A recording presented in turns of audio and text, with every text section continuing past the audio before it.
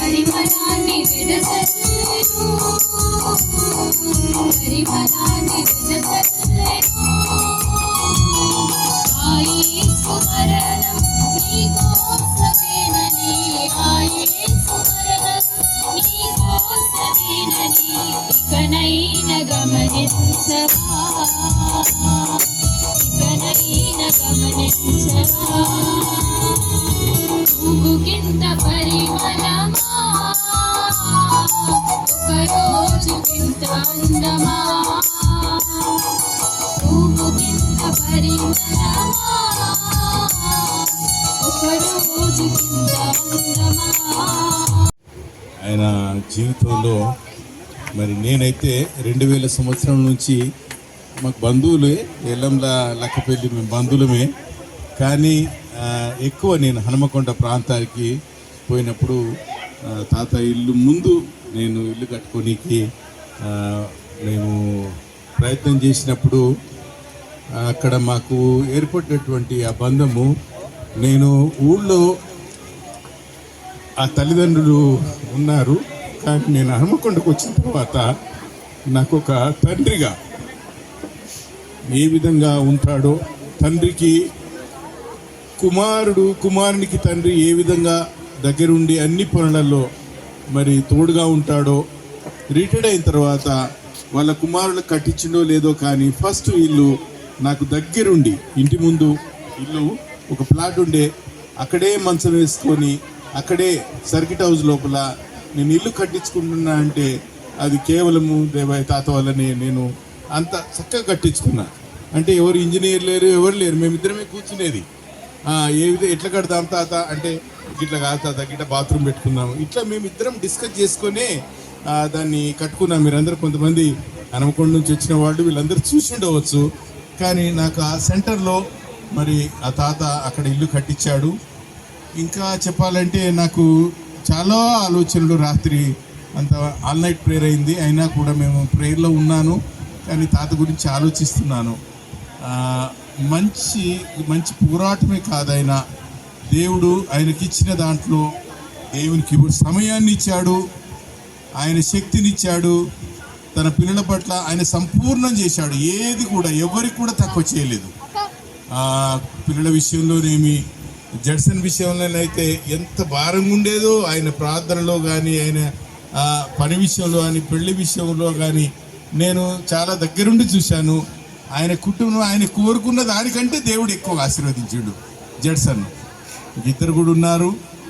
ఏదేమైనా ఆయన జీవితము, ఆయన దేవుని దగ్గర ఎంత అంటుకొట్టబడి ఉన్నదో, తర్వాత అమ్మ వచ్చిన తర్వాత ఆయన ఆత్మీయ జీవితం ఇంకా వాళ్ళ ఉదయకాలంలో లేచి కుటుంబాల కొరకు, వాళ్ళ పిల్లల కొరకు, అదేవిధంగా ముఖ్యంగా నన్ను కూడా వాళ్ళ కుటుంబంలో చేసుకున్నాడు. నేను ఒక కుమారుడిగానే, నన్ను పెద్ద కుమారుడిగానే చూశాడు. నేను అన్ని విషయాల్లో, నా పర్సనల్ విషయాలు అన్నీ కూడా తాతకు షేర్ చేసుకునేది. నేను ఉద్యోగంలో ఉన్నప్పుడు, ఇక్కడ ఉన్నప్పుడు నేను 1 సంవత్సరం అయింది నేను వేరే కట్టుకొని దూరం వెళ్ళాను. అప్పటి నుంచి కొద్దిగా నేను గ్యాప్ ఉంది, అయినా మేము ఫోన్లో మాట్లాడుకునే వాళ్ళము ప్రతి విషయంలో. అంటే కుటుంబ విషయాలే కానీ, సంఘ విషయాల్లో కానీ. సంఘ విషయానికి వస్తే జెరూసలేం ప్రార్థనా మందిరంలో మొదట 10 గంటల కంటే 9:50 మేమిద్దరం ఉండేది. ఖచ్చితంగా టైం అంటే టైం పంక్చువాలిటీ పాటించేవాడు. ఏ విషయంలో కూడా ఆయన టైం విషయంలో ఇటువంటి కార్యక్రమాలు వచ్చినప్పుడు ఏదైనా టైం కొరకు చేయాలనుకునేవాడు. అదేవిధంగా ఇంకా నాకు తాతకు ఉన్నటువంటి సంబంధము, ఇప్పుడే చెప్పాను, కొడుకు తండ్రికి ఉన్నటువంటి సంబంధం, మాకు వరుసగా తాత అనుకునే వాళ్ళం. కానీ మేము ఎప్పుడు కూడా చాలా విషయాలు, ఆయన పర్సనల్ విషయాలేని, ఆయన బాధ కలిగినప్పుడు నాతో పంచుకునేవాడు, నాకు బాధ కలిగినప్పుడు తాత పంచుకునేవాడు. నా కుటుంబంలో జరిగేటువంటి అన్ని విషయాల్లో, నా కుమారుడు జరిగిపోయినప్పుడు కూడా ఆయనను ఆదరించాడు. అన్ని విషయాల్లో నాతో ఉన్నాడు. అదేవిధంగా మరి ఇంకా విషయాలకు వస్తే ఆయన కుటుంబ విషయాల్లో ఆయన ప్రతిదీ, ఆయన కుటుంబ పిల్లల విషయంలో కూడా అందరికీ పెళ్ళిళ్ళు చేశాడు, అందరినీ సమానంగా చూసుకున్నాడు. ఇంకా అని చెప్పాలంటే ఆయనతో నేను మళ్ళీ ఉద్యోగం రిటైర్డ్ అయిన తర్వాత నేను దూరం ఉన్నాను, కానీ మళ్ళీ తిరిగి వేరే బిజినెస్లో జాయిన్ అయినాను. అందరిని బట్టి కొద్దిగా నేను దూరం ఉన్నాను, మాట్లాడలేకపోయాను. ఆగస్టు 8 రోజు మా మ్యారేజ్ డే. నేను ఎక్కడికి వెళ్ళను. నాకు ఉన్నారు చాలామంది స్నేహితులు, బంధువులు ఉన్నారు, కానీ నేను తాత దగ్గరికి వచ్చి ప్రేయర్ చేసుకొని ఆ రోజు మే 8 రోజు మాకు ప్రార్థన చేశాడు. ఇంకా తాతతో ఉన్నటువంటి నా అనుబంధాలు చాలా ఉన్నాయి. కనుక ఆయన ఆశయము మంచి పోరాటం. అమ్మ మీరు ఏడవద్దు అమ్మ, ఆయన సిద్ధపడి వచ్చాడు. నాకు ఎప్పుడు చెప్తుండేవాడు, ఇప్పుడు కాదు, పిల్లలకు ఎవరిది వాళ్ళకి డివైడ్ చేశాడు. పిల్లలకు పెద్ద బాబుకి ఇచ్చాడు, చిన్నకి పెద్దకి అందరికీ డివైడ్ చేసి ఆయన అప్పుడే ఆయనకు ఆలోచన ఏంటంటే నాకు 70 సంవత్సరాలు దాటిపోయినాయి, దేవుడు నన్ను ఎప్పుడు పిలుస్తాడో అని దాదాపు ఆయన 10 సంవత్సరాల నుంచే సిద్ధపడగలిగి ఉన్నాడు. ఇప్పుడు కూడా మొన్న హైదరాబాద్ పోయి వచ్చిన తర్వాత హార్ట్ బలహీనంగా ఉందని నాకు తెలియదు. అది చెప్తాది ఎవరితో చెప్పుకోలే. ఏం తాత నేను వచ్చేసిన, దేవుడు నాకు ఉన్నాడని వచ్చేసాడు. కానీ ఆయన నాకు చెప్పేది, దేవా నాకు మంచి మరణం ఇయ్యి, నేను ప్రార్థన చేస్తున్న తాత. అదే చేయాలి తాత అన్నది మేము జోక్గా మాట్లాడుకునే వాళ్ళం. మంచి మరణం ఇవ్వమని అడిగాడు. దేవుడు ఆయనకు మంచి మరణం ఇచ్చాడు. ఎవరితో కొన్నిసార్లు హాస్పిటల్లో పడ్డాడు. అమ్మ పరిచర్య ఎంత చేసిందో మేము ఎరుగుదము, దేవుడు చూస్తున్నాడు. మీ పిల్లలంతా మీరంతా ఈ ఊర్లో కూడా తెలుసు. ఇంకా చెప్పాలంటే తాత నేను చనిపోతే ఎక్కడేస్తారు తాత, ఎల్లంలోకి తీసుకుపోవాలని చెప్పాడు. నేను ఆయనకున్నటువంటి స్టార్టింగ్ నుంచి మనది ఎక్కడ తాత అంటే నువ్వు లక్కపల్లి పోవాలి, నేను ఎల్లంలోకి పోవాలి అనే చెప్పేవాడు. ఎల్లంలోకి పోతే నేను ఎక్కడ వేయాలి నాకు అని. మరి ఇంత మంచి ఇల్లు కట్టుకుంటాడని నేను అనుకోలేదు. ఓదే 2 రేకులు వేసుకొని ఏదో సరిపోయినప్పుడు ఉండాలి కదా అనుకున్నాను. కానీ మంచి ఇల్లు కట్టుకున్నాడు ఇక్కడ. ఆయన ఆశ ప్రకారంగా అన్నీ నెరవేర్చుకున్నాడు. ఆయన ఆశలు ఏమేమి ఉన్నాయో మరి ఇంకా లోపల ఏమున్నాయో నాకైతే తెలియదు, కానీ నాకు తెలిసినంత మట్టుకు ఆయన సంపూర్ణంగా ఆయన ఆశలన్నీ, ఆయన కోరికలన్నీ నెరవేర్చుకున్నాడు. పిల్లల పెళ్లిళ్ళు చేశాడు, తర్వాత తన ఇల్లు కట్టుకున్నాడు.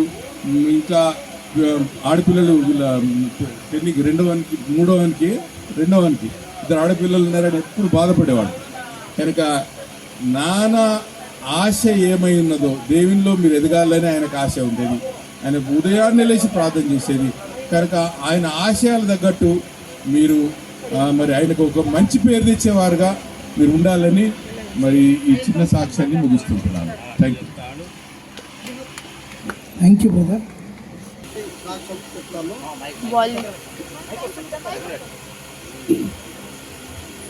ఇక్కడ దేవుడు 2 తిమోతిలో 4:7 ప్రకారము మరి ఆయన మంచి పోరాటం పోరాడుతుంది.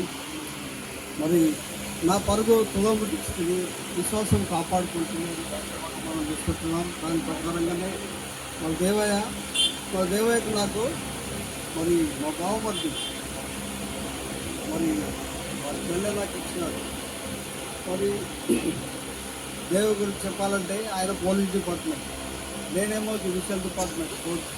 నేను ఎప్పుడు కలిసినా కూడా మరి ఆయన పోలీస్ డిపార్ట్మెంట్ గురించి, కోర్టు గురించి మేము ఇద్దరం బాగా మాట్లాడుకునేవాళ్ళం.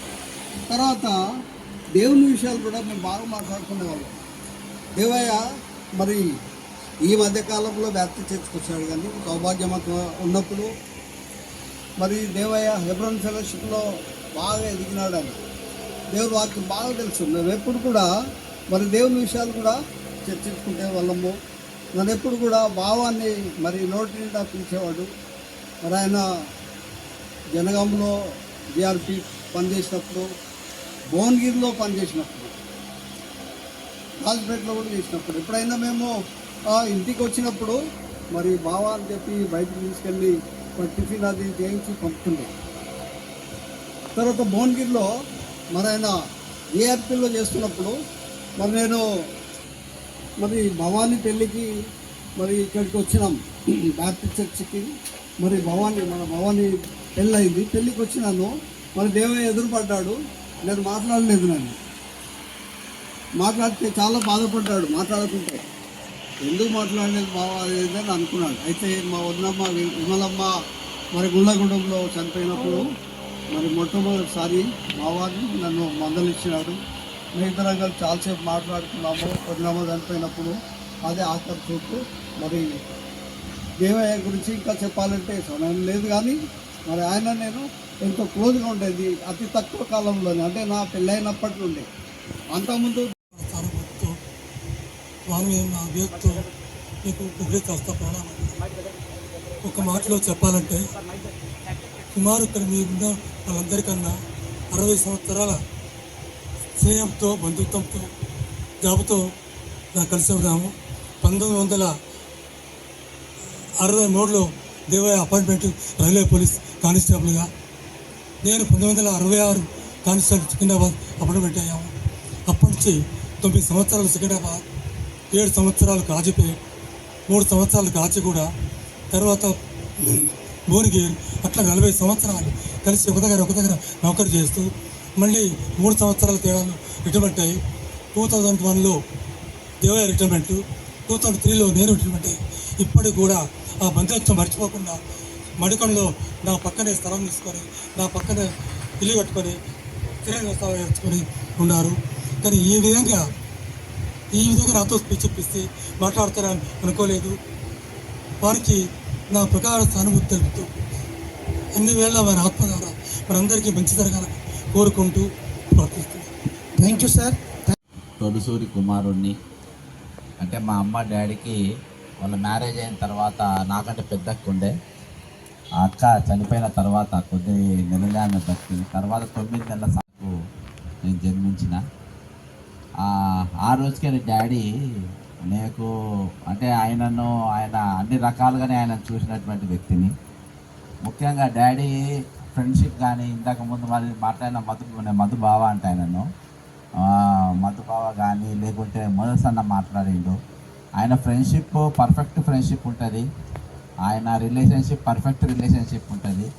ఎందుకంటే వీళ్ళు కొంతమంది ఒక 4-5 బంధువులలో కూడా 4-5 ఉంది. అందులో డాడీ ఒకరు, మళ్ళా సామేల్ తాత సుజు సామేల్ కాజీపేట, మళ్ళా డానియల్ మామ, మళ్ళా వరంగల్కి వెళ్ళి ప్రభాకర్ పెద్ద ఆయన. అందరికంటే ముందు అంటే అమ్మ ఆయన కొన్ని 6 నెలల గ్యాప్ ఉన్న ఇద్దరు కూడా మరణించడం జరిగింది. మా బంధువులలో ఎక్కువ శాతం మాకు తెలిసిన వ్యక్తులలో ఈ 4 కుటుంబాలు మంచి అయినా చెడైనా ఏ ఉన్నా కానీ ఈ 4 మధ్యలో జరిగేది. ఒక సందర్భంలో 1984లో డాడీ అంటే డిపార్ట్మెంట్లో జరిగిన ఒక సందర్భంగా సస్పెండ్ కావడం జరిగింది. కానీ అప్పుడు ఎంతగానో డాడీకి దాదాపు కేవలం అప్పుడు ఒక 300 రూపాయల జీతంతో ఉండేది. కానీ ఎప్పుడో ఎక్కడో చేసిన ఒక మంచి డాడీకి మంచి అయినట్టుగా ఏంటంటే డాడీ ఆ డిపార్ట్మెంట్కి ఒక రెబల్ లెక్క పనిచేసేది, రెబల్గానే ఉండేది. అంటే సుపీరియర్స్ ఎదురు తిరగడం, వాళ్ళు ఎప్పుడైనా అంటే ఒక యూనియన్ లీడర్గా కూడా డాడీ పనిచేసిండు. కానీ డాడీ అప్పుడు సస్పెండ్ అయిన సందర్భంలో 300 రూపాయలతో మా అమ్మ మమ్మల్ని పోషించేది. అప్పుడు మాకెవరికి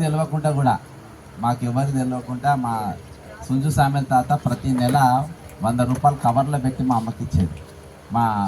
అట్లా చేసేది. తర్వాత ఒక అనుకోకుండా గురుస్వామి అని ఒక తమిళనాడుకు చెందినటువంటి ఒక పెద్ద వ్యాపారవేత్త ఒక బంధువు ట్రైన్ కింద పడి చనిపోయాడు.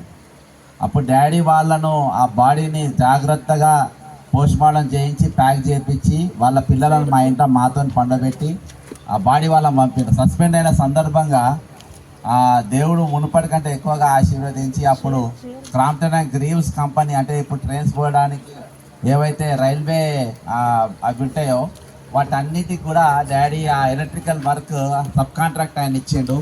ఆ వర్క్తోని డాడీ తర్వాత మున్పటి కంటే ఎక్కువ సంపాదన చేసుకొని 3 సంవత్సరాల పాటు కోర్టుల కేసులు వేసి కొట్లాడి మళ్ళా డాడీ ఉద్యోగంలో మళ్ళీ రావడం జరిగింది. కానీ ఈ 3 సంవత్సరాలలో ఎంతనైతే డాడీ సంపాదించిందో అప్పుడున్న ప్రాపర్టీసే కానీ అంతకు ముందు కానీ తర్వాత కానీ ఏం సంపాదించింది ఏం లేదు. కాకపోతే ఇక్కడ ఎల్లంల దగ్గర నాకంటూ ఒక సొంత ఇల్లు ఉండాలి, నా బంధువుల మధ్యలో నన్ను సమాధి చేయాలి అని అనుకోండు. కొంచెం మాకు ఈ గ్రామంతో కొంచెము అంత రిలేషన్షిప్ లేనప్పటికీ గ్యాప్ ఉన్నప్పటికీ ఆయన పైన ఆశ మేరకు ఇక్కడ ఉండాలని చెప్పి పెట్టినప్పుడు మేము పెట్టినాం. ఖచ్చితంగా మరి డాడీ ఫ్యామిలీ పరంగా కానీ లేకుంటే ఫ్రెండ్షిప్ పరంగా కానీ రిలేషన్షిప్ పరంగా కానీ అందరితో కానీ మంచి సంబంధాలు కొనసాగించిండు. అందులో మా అమ్మ మనస్తత్వం మా డాడీ మనస్తత్వం ఇద్దరి కలిపి నాకు 2 తొడుసూరు, వాళ్ళిద్దరిలో 2 కూడా తొడుసూరు పిల్లలు కాబట్టి వాళ్ళిద్దరి నేను చాలా గమనించుకుంటా ఇక్కడ దాకా వచ్చిన. నేను ఎంతమందితో తిరిగినా కానీ ఎక్కడ కూడా నా సాక్ష్యం పోగొట్టుకోకుండా ఈ రోజు వరకు ఉండడానికి గల కారణం ఏంటంటే కేవలం మా తల్లిదండ్రులే.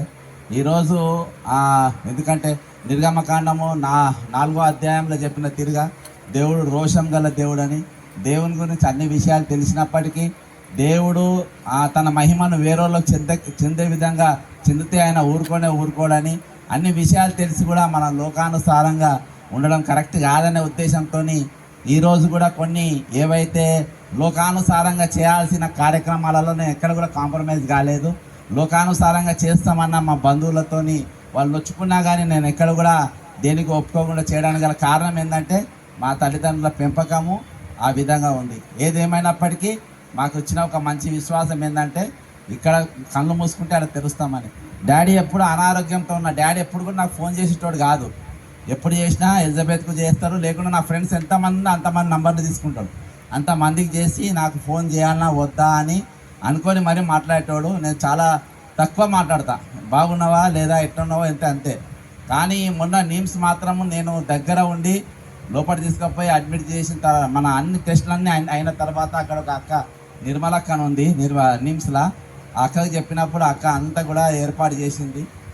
తమ్ముడు కొంచెము వీళ్ళకి చెప్పలే కానీ నాకు చెప్పింది, కొంచెం కండిషన్ కొంచెం బాగాలేదు తమ్మి, డాడీ ఇది కొంచెం సీరియస్ ఉన్నట్టుంది, అడ్మిట్ చేయాల్సి ఉంది అంటే నాకు ఈయన దారిలో ఉన్నప్పుడే నాకు ఆ ఫోన్ వచ్చింది అడ్మిట్ కాలేదని. ఇంటికి రాగానే నేను సీరియస్ అయినా ఎందుకు అడ్మిట్ కాలేదని డోర్ దగ్గర నిలబడ్డప్పుడే కొంచెం సీరియస్ అయినా లేదు నా మందులు రాసిందని కొంచెం బుకాయించిండు. సరే ఆయన ఆలోచన ఎందుకు ఎట్లుందో అని నేను ఒక 3-4 డేస్ తర్వాత మళ్ళీ నేను తీసుకొచ్చి అడ్మిట్ చేద్దామనే ఆలోచనలో ఉన్నా. ఈలోపు అనుకోకుండా డాడీ విధంగా జరిగింది. ఏదైనామప్పటికీ ఎవరికి రుణపడకుండా, ఎవరికి బాధ పెట్టకుండా, ఎవరికి మీద బరువేయకుండా ఒక మంచి మరణం ఇచ్చింది డాడీ. రోజు అంటే ఆయన పొద్దున ప్రార్థన చేసేటప్పుడు నేను ఎక్కువ హన్మకొండ ఇంట్లో ఎక్కువ ఉండేటోని, నేను ఎవరికి తెలియదు కానీ నేను వెళ్ళి ఖచ్చితంగా ఉండేటోని. ఆంటీ డాడీ ఇద్దరు పొద్దుగాల 4 గంటలు లేచి వాళ్ళ ప్రార్థన అంతా అయినట్టోని, ఎందుకంటే గట్టిగా చేసేటోళ్ళు వాళ్ళు నాకు తినేటోళ్ళు. నేను దుప్పటి గట్టిగా కప్పుకున్నా కానీ ప్రార్థన ఆయన ఆ ప్రార్థనలో ఎక్కువ మా కోసం ప్రార్థన చేయడం ఒక ఎత్తు అయితే, ఇంకో ఎత్తు ఏంటంటే ఆయన మంచి మరణం కావాలని కోరుకునేది. సరే దేవుడు అన్ని ఇచ్చిన కదా, మంచి మరణమే కదా అని మంచి మరణం దేవుడు ఇచ్చిండు. కాబట్టి ఏమున్నా ఒకనొక దినం మేము కలుసుకుంటాం. ఖచ్చితంగా ఆ విశ్వాసం నిరీక్షణ మాకు ఇచ్చిండు. మా తమ్ముళ్ళు కూడా మా కుటుంబస్తులు కూడా ఆయన ఏదైతే లైఫ్లో ఆయన కొనసాగిందో ఆ విధంగా మేము కూడా కొనసాగుతామని చెప్పేసి మీరందరూ కూడా మా కోసం, మా కుటుంబం కోసం ప్రార్థించాలి. మేము రక్షణలో కొనసాగాలని, పడిపోకుండా ఉండాలని, మా కుటుంబం కోసం ప్రార్థించాలని కోరుకుంటున్నాం. ఇంకొకటి ఏంటంటే ఆంటీ విషయాలు కూడా ఎక్కడ కూడా ఎవరు కూడా ఏం తొందరపాటు పడాల్సిన అవసరం లేదు. ఆమెను మేము చూసుకుంటాం. వారు మొదటి నుండి కూడా భక్తి కలిగిన వారు. భక్తి కలిగిన వారి కుటుంబానికి దేవుడిచ్చే భాగ్యమే వేరు. అందుకు దేవునికి స్తోత్రాలు. తన గర్భమున పుట్టిన బిడ్డలు ధన్యులు అన్న సంగతిని తెలియచేస్తూ ఉన్నాం. ఒక భక్తి మార్గములో పెంచగలిగితే భూలోకములో ఆస్తిపాస్తులు ఏది లేకున్నా భక్తి ఒకటి ఉంటే చాలు, ఎంతైనా మనం పొందుకోగలం. భూలోకములో అన్నీ ఉండి భక్తి లేకపోతే అంత నష్టం, వ్యర్థం అని వాక్యము బోధిస్తూ ఉంది. అది పిల్లలకు నేర్పించాడు. పిల్లల భక్తిలో ఉండడానికి దివారాత్రులు ప్రార్థన చేశాడు. అందుకు దేవునికి స్తోత్రాలు చెల్లిస్తూ ఉన్నాం. ఎప్పుడు కలిసినా, ఎక్కడ కలిసినా ఒక సేవకునిలాగా నన్ను ట్రీట్మెంట్ చేసేవాడు. మామయ్య అంటే అల్లునివే కానీ దేవుని సేవకుని గొప్పవాడివి అనేవాడు. అంటే దేవుని, దేవుని పరిచర్యను, దేవుని వాక్యాన్ని, దేవుని సేవకులను, మానవుల యొక్క విలువను ఎరిగినవాడు. మంచి బంధు ప్రీతి కలిగినవాడు. సొంత వారిని కానీ, బయటి వారిని కానీ, పరిచయస్తులను కానీ పోగొట్టుకునేవాడు కాదు. అందరూ కావాలి, అందరితో ఉండాలి అనే అన్యోన్యత కలిగిన వాడు. అందుకు దేవునికి స్తోత్రాలు. ఉద్యోగరీతిగా పోలీస్ అయినప్పటికీ మంచి మమకారము కలిగిన వాడు కనుక అందుకు దేవునికి స్తోత్రాలు చెల్లిస్తున్నాం. యోబు భక్తుడు చెప్పిన మాట మనమందరం బాగా ఎరుగుదము. నా విమోచకుడు సజీవుడు, భూమి మీద నిలుచును, నేను ఆయనను చూస్తాను. 3 మాటలు దీంట్లో వ్రాయబడి ఉన్నవి. ఆయన living God, loving God, ever lasting God, నిరంతరం ఉండేవాడు, ప్రేమించేవాడు. ఆయనలో ఏ కొరత లేదు. అలాంటి దేవునిని ఆయన కలిగాడు. ఆ ఉన్నతమైన ఆధిక్యతలు పొందుట కొరకై ప్రభువు చేత పిలువబడ్డాడు.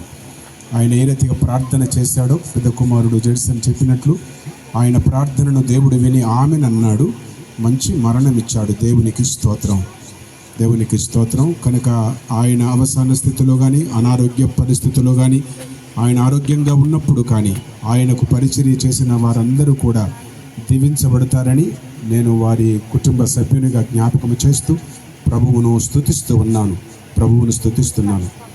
దావీదు కూడా మనమందరం ఎరుగుదము పరిశుద్ధ గ్రంథంలో ఉన్న దావీదు చనిపోయేటప్పుడు పిల్లలను పిలిచి ఒక మాట చెప్తాడు. కుమారుణ్ణి పిలిచి, సొలొమోనుని పిలిచి ఒక మాట చెప్తాడు. ఆ మాట చెప్పేసి నేను ముగించేస్తాను.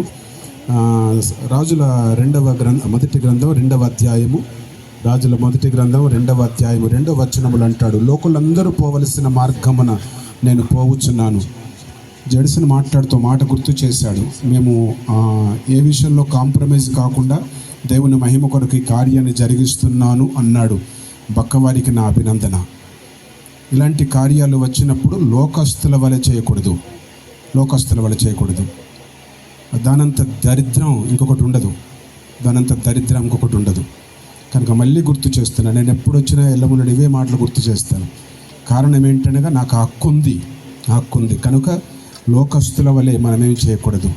దావీదు ఒక మంచి మాట అంటాడు, అందరూ వెళుతున్నారు బిడ్డ, నేను కూడా వెళుతున్నాను నాన్న, జాగ్రత్త, నా పని నీకు ఇచ్చాను కనుక నువ్వు చాలా జాగరూకతతో బ్రతకాల, కేర్ఫుల్గా జీవించాలి. మన భాషలో చెప్పాలంటే ఒళ్ళు దగ్గర పెట్టుకొని బ్రతుకు అన్నట్టు. ఒళ్ళు దగ్గర పెట్టుకోవాలి. చాలాసార్లు మన ఒళ్ళు మన దగ్గర ఉండదు, మన కళ్ళు మనతో ఉండవు, మన కడుపు మనతో ఉండదు, మనకు ఆశా నిగ్రహం అస్సలు ఉండదు. ఇవన్నీ వాక్య అనుకూలంగా జీవించవలసిన పద్ధతులు. ఈ మీటింగ్లో ఈ మాటలు ఏంటి అంటారేమో, మరి ఇలాంటప్పుడు మనందరం కలుస్తాం. ఇక్కడైనా కొన్ని మాటలు వినగలిగితే మంచిది. బయట వారు ఉన్నారు, అందరికీ నా అభినందన. దేవదనం గారి అల్లుడిని నేను, అందుకే ఇంత గట్టిగా చెప్తున్నాను, మేనల్లుడిని, నాకు హక్కుంది. దేవునికి స్తోత్రం. ఇక్కడ అంటాడు దావీదు, కాబట్టి నీవు ధైర్యము తెచ్చుకో. పిల్లలమైన మనం, డాడీ లేడని కానీ, పెద్దవారు లేరని కానీ, భక్తులు లేరని కానీ, మన కొరకు ప్రార్థన చేసేవారు లేరని కానీ ధైర్యము చెడకూడదు. ధైర్యము తెచ్చుకోవాలి. ఒకటి, నిబ్బరము కలిగి ఉండాలి. ధైర్యం చెడొద్దు, అధైర్యపడకూడదు, నిబ్బరాన్ని కోల్పోకూడదు. కనుక ధైర్యము తెచ్చుకోవాలా, నిబ్బరము కలిగి ఉండాలా. దేవుడు దేనినైతే మనకిచ్చాడో దాన్ని కాపాడాలా. దాన్ని కాపాడాలి. దేవుడు నాన్న నీకు ప్రార్థన జీవితం ఇచ్చాడా, భక్తి ఇచ్చాడా, పాట పాడమని నేర్పించాడా, మందిరానికి వెళ్ళమని చెప్పాడా, ఆరాధనకు పోవాలి అన్నాడా నీతో, దానిని నువ్వు కాపాడాలా. మూడవది, 4వది, ఆయన మార్గములో నడుచుకోవాలి. ఇది మనకు దేవుడిచ్చిన గొప్ప భాగ్యం. దేవదనము మామయ్య పిల్లలముగా, కుటుంబ సభ్యులముగా, బంధువులముగా, రక్తశక్తులముగా, స్నేహితులముగా, సంఘ సభ్యులముగా ఈ మాటలు మనం గుర్తు చేసుకోవాలి. ధైర్యం చెడకూడదు, నిబ్బరము కలిగి ఉండాలా. దేవుడైతే దేనిని అప్పగించాడో దాన్ని కాపాడాలా. దేవుని మాటలను అనుసరించాలి. అప్పుడు ఆయన వెళ్ళిన మార్గములోనే మనం వెళుతాము. ఆయన ఉన్న స్థలములో ఉంటాం. ఒక దినము రానయ్యింది, ఆ దినములో ఆయనను కలుసుకుంటాం. అక్కడ ఉండే సన్నివేశమే మహా గొప్ప సన్నివేశం.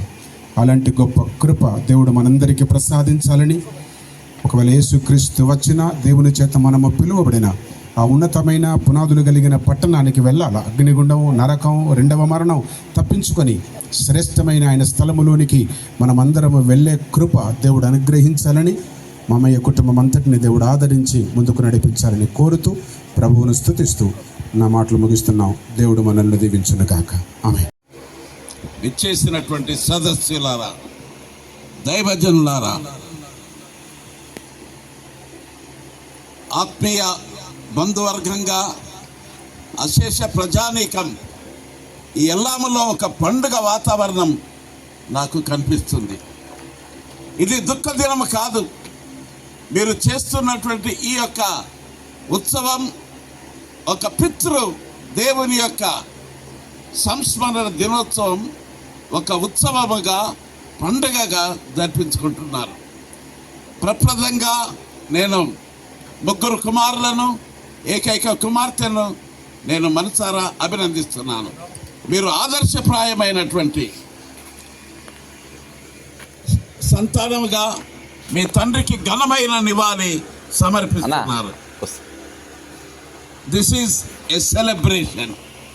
This is not a mourning day. ఇది దుఃఖ దినముగా మనం చేయడం లేదు. ఇది ఒక ఉత్సవముగా చేస్తున్నాము.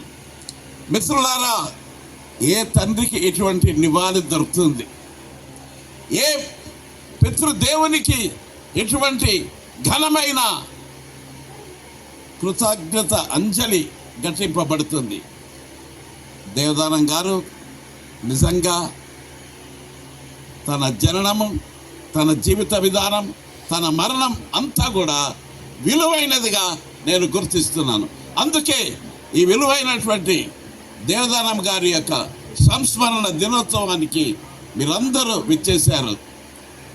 ప్రియమైన స్నేహితులారా, ఈ యొక్క కుటుంబం చూపిస్తున్నటువంటి ఈ ఆదర్శాన్ని ప్రతి తండ్రికి ఇటువంటి ఘనమైన నివాళి జరగాలి.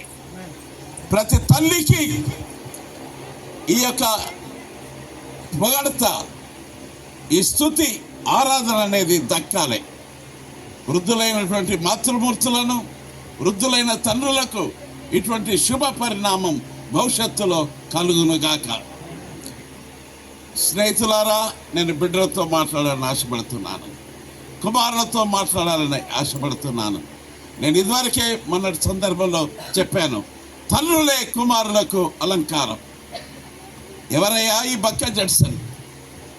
ఎవరయ్యా ఈ ముగ్గురు అన్నదమ్ములు? ఈ ఏకైక కూతురు ఏంటి? ఎవరు ఎవరు ఎవరు వారు ఈ ఉన్నతమైన స్థితికి చేరుకోవడానికి, ఈ రీతిగా సమాజంలో పేరెన్నిక జనముగా వర్ధిల్లడానికి కారణం ఏంటి? తండ్రియే, తండ్రియే. ప్రియమైన స్నేహితులారా, ఎవరు తల్లిదండ్రి సన్మానిస్తారో వారు దీర్ఘాయుష్మంతులు అవుతారు. ఈ కుటుంబాన్ని దేవుడు దీర్ఘాయుష్మాన్ భవతిగా దీవించుగాక. ఈ సమయంలో నాన్న, నీవు చిన్నతనంలో ఉన్నప్పుడు ఆయన తన భుజాల మీద నేను ఎత్తుకున్నప్పుడు నాన్న కంటే కూడా నువ్వు ఎత్తుగా ఎదగాలని నాన్న ఆకాంక్ష. అందుకే నిన్ను తన భుజాల మీద ఎత్తుకున్నాడు. అందుకొరకే నిన్ను చిల్లర మల్లరగా పెంచలేదు. నిన్నొక ఘనమైన వ్యక్తిగా, నిన్నొక ఘనమైన బిడ్డగా ఊహించుకొని ఆ తండ్రి మిమ్మలను ఉన్నతమైన రీతిగా పెంచాడు. ఆ పితృదేవుని యొక్క ప్రేమను ఒకసారి జ్ఞాపకం చేసుకునండి. ఆయన చూపినటువంటి ఆదరాభిమానాలు ఎంతగా ఊహించి, తాను చిన్న ఉద్యోగంలో ఉన్న దేవునితో, పరలోక దేవునితో సంబంధం పెట్టుకొని మీ బిడ్డల కొరకు అనునిత్యం ప్రార్థించిన ఆ తల్లిదండ్రి, అనునిత్యం ప్రార్థించినటువంటి ఆ అమ్మ నాన్నలను ఒక్కసారి వారి ప్రేమను జ్ఞాపకం చేసుకున్నాను. కుమార్తెని ఒక పని చేస్తున్నాను, బిడ్డ, తండ్రికి దగ్గర ఎవరంటే కూతురు అవుతాం, కొడుకు కాదు. ఇక్కడ కుమార్తెలందరూ మీరు నేర్చుకోవాలి. మీ మీద విశ్వాసం, మీ మీద నమ్మకము. నేను ఏమైనా నన్ను చూసుకునేది, నన్ను ఆదరించేది కూతురే అని ప్రతి తండ్రి ఎంతగానో ప్రేమిస్తాడు.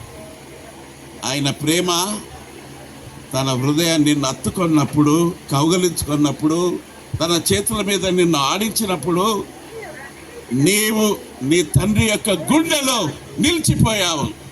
ఆ తండ్రి యొక్క ప్రేమ, ఆ తండ్రి యొక్క పరిచర్య, ఆ తండ్రి యొక్క నీ ఎడల ఉన్నత వాంఛలు, ఎన్నెన్ని ఆశలు, ఎన్నెన్ని ఆలోచనలు నీ విషయమే చేశాడో, ఆయన భక్తి యుతమైన జీవితమే నిన్ను బిడ్డ ఈ రీతిగా తీర్చిదిద్దినది. చాలా ఉదాత్తమైన బిడ్డ, నీవు అదృష్టవంతురాలివి. నీ తండ్రి యొక్క ప్రేమకు, తల్లి యొక్క ప్రేమకు నోచుకుని. ఇంతకుముందే యూసెఫ్ పాస్టర్ గారి విషయమై చెప్పారు. వారు బిగ్ దంపతులతో తురకపల్లిలో మొట్టమొదటి సేవ చేసినప్పుడు ఆ యొక్క మీ యొక్క అమ్మమ్మ ఎంతగా వారి భక్తియుతమైన ఆ ప్రార్థనలు మీకున్నవి, ఈ కుమారుల మీద ఉన్నవి, ఈ ముగ్గురు మీద ఉన్నవి.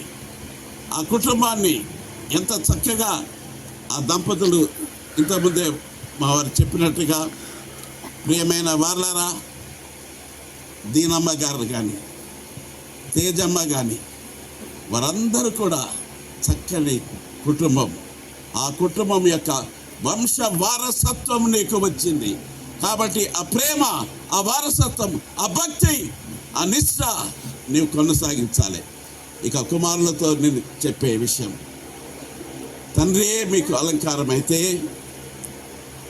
ఒక్కసారి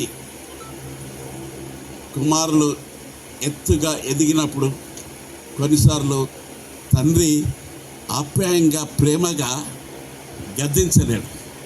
ఒక రకమైన భయం. ఆ భయం ఏంటంటే నా కొడుకు నాకంటే కూడా, నా భుజాల మీద ఎత్తుకున్నటువంటి నా కొడుకు నాకంటే, నా హృదయ ఆలోచన కంటే, నేను ఊహించిన దానికంటే ఎత్తుగా ఎదిగిపోతున్నారు నా కుమారులు. నాకు ఆశపడకుండా వారు చక్కగా బ్రతుకుతున్నారు, నా మార్గంలో నడుస్తున్నారు. నా నిజమైన వారసత్వాన్ని కొనసాగించే నా కుమారులను గురించి ఆ తండ్రి యొక్క ఆనందం ఇంత అంతా కాదు. మరొకసారి మీతో నేను మనవి చేసుకుంటున్నాను, అందరూ వారి యొక్క జీవిత విశేషాలు పొగడినారు. ప్రియమైన వారలారా, ఆ తండ్రి దేవుని ఎరిగిన భక్తుడు కాబట్టి యెహోవాయందు భయభక్తులు గలవాడు ఈ రీతిగా ఆశీర్వదింపబడడు. పిల్లలను చూస్తాడు, ఎల్లప్పుడూ దేవుని యొక్క మార్గములో నడుచుకుంటాడు. తుది శ్వాస వరకు కూడా తన యొక్క విశ్వాసాన్ని కాపాడుకుంటాడు మా దేవయ్య. ఆ రీతిగా అందుకే నీతిమంతులను జ్ఞాపకం చేసుకున్నట్టు ఆశీర్వాదకరమని బైబిల్ చెప్తుంది.